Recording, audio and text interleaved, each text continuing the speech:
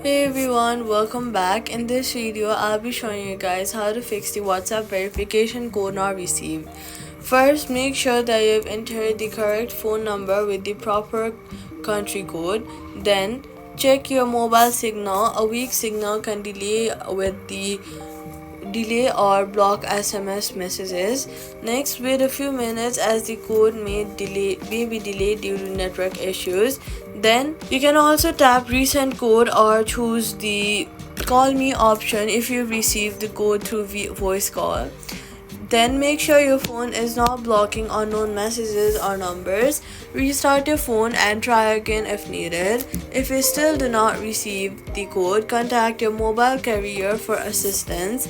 That's how you fix WhatsApp verification code not received. If you found this helpful, do not forget to like, subscribe, and hit the notification bell for more tutorials.